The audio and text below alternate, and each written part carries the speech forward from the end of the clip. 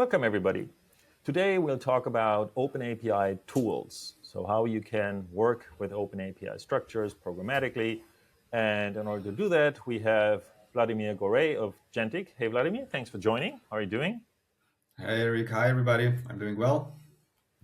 Yeah, thanks for taking the time. So I want to talk a little bit about OpenAPI tools, which is a Python library or tool set that you created. But before that, I just want to talk a little bit about yourself and why you authored that specific piece of software. So you have been working in open source for a long time. Can you just walk us a little bit through the things you've done and how you've been working with OpenAPI over the years? Yeah, sure. My background is basically in developing tools for developing API tooling. So I started this journey when I joined a company called API almost 10 years ago, which was acquired by Oracle. Then I went to a Smart Bear, which is a well-known company in an API space. And I ended up in Jentic, which I am currently, and doing very cool AI API related stuff. And so for the last 10 years, I'm also heavily involved in an open source community, developing various API related tools, mostly within the Open API ecosystem. I'm also involved in Async API initiative. I'm a maintainer of the Async API specification. And I'm developing various tools related to OpenAPI and Async API currently. That's my main focus. Yeah, and I'm sure people who are a little bit longer in the game and have dived a little deeper into the tooling, they have run across your name for sure and the names of the products you've been working on. Now, It's we're possible. both at Jentic. Yeah, it's pretty likely, I would say. So we're both working at Jentic now. And what I found interesting is kind of the journey a little bit that you went on when you joined.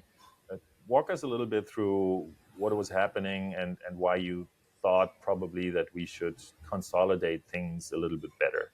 Right. So when I joined Gentic, we had a lot of code all around the place. So we were producing a lot of value, building our product, or let's say product. And so in every product or in every repository, we approached parsing OpenAPI description or ASO description in a little bit different way. So the moment I joined, what we wanted to achieve was to standardize how we process OpenAPI, Arazo, or other API descriptions. So that's how Gentic OpenAPI Tools was born. It was born through sheer necessity to approach processing the API descriptions in a standardized way. So whenever we needed to read OpenAPI document, that's what Gentic OpenAPI Tools is now for, and we use that to read, process, validate any API descriptions that we currently process. And what was interesting to me, I'm not really that deep into the Python ecosystem. What was interesting to me is that, like, typically in that situation, you would just, pick the standard OpenAPI library that everybody is using and be done with it, right? And Yes. that just didn't exist, which to me was actually a bit of a surprise. But that's how we got to the OpenAPI tools that we have now. Yes. So exactly like that. Before I joined Genting, I was usually involved in JavaScript, TypeScript, and Elixir languages and the communities that build tools around those languages. But when I joined Genting, the primary language of use was Python.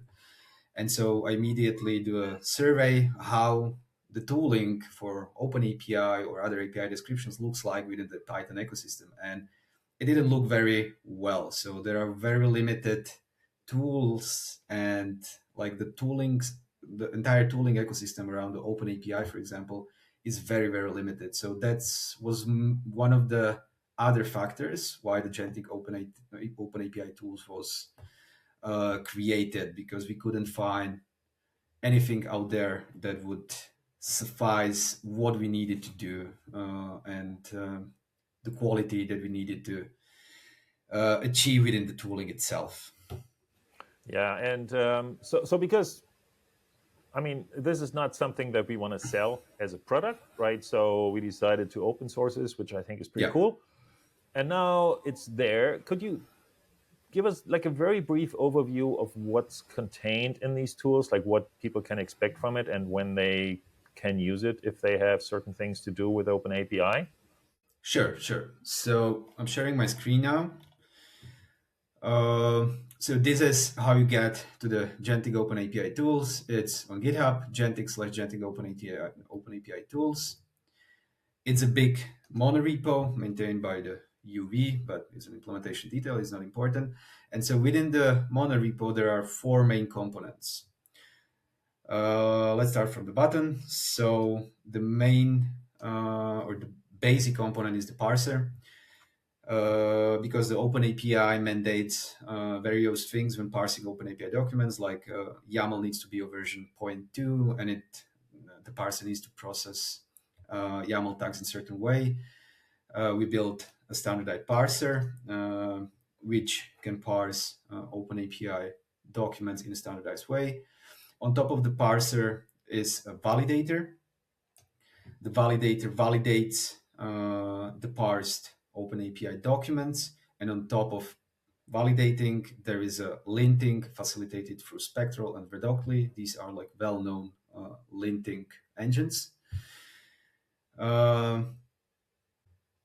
Third component within this story is the transformer. So it is very often that you need to load OpenAPI description and do certain transformations on top of it. So for example, dereferencing or bundling, which means removing external or internal references.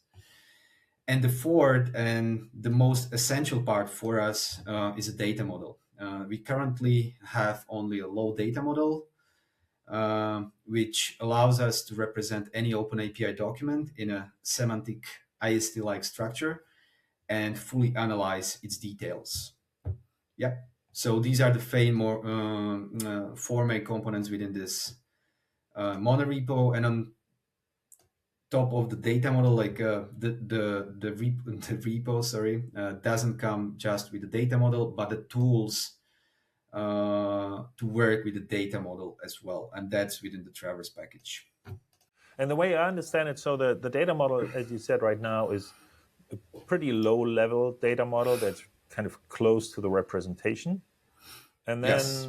it's not quite clear yet. That depends a little bit, I guess, on your next upcoming tasks for the overall software. There may be a higher level data model being layered on top of it that abstracts out some of these details, but that is currently not part of the OpenAPI tools. That's how I understand it. Is that correct?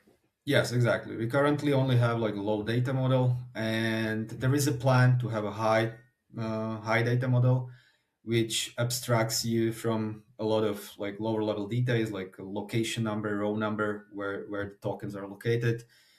But there is a plan for it. We currently didn't need it, so it's not part of the repo, but there might be a chance that we will need it and we will implement it. And the high level model is going to build from the data model itself, from the low data model itself.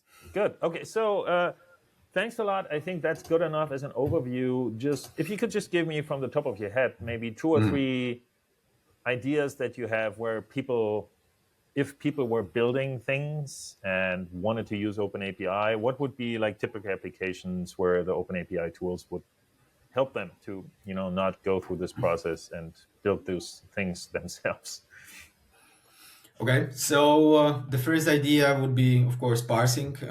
Whenever we need to do something to the OpenAPI description, we need to parse it.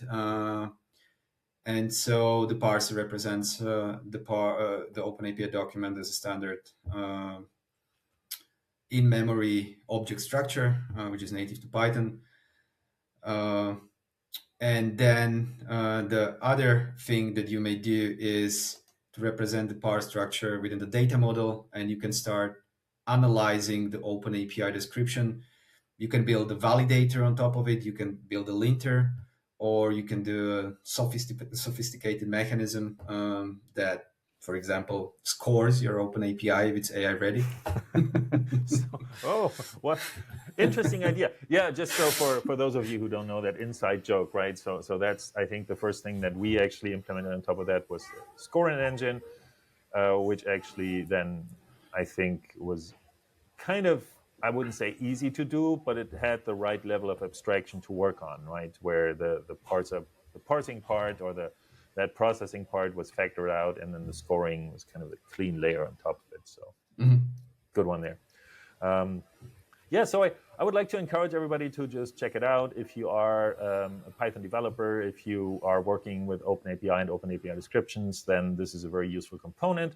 Saves you a lot of time and energy. It's fully open source, and Yes. yeah, give it a try. So thanks a lot, Vladimir, for joining. Thank you for having me.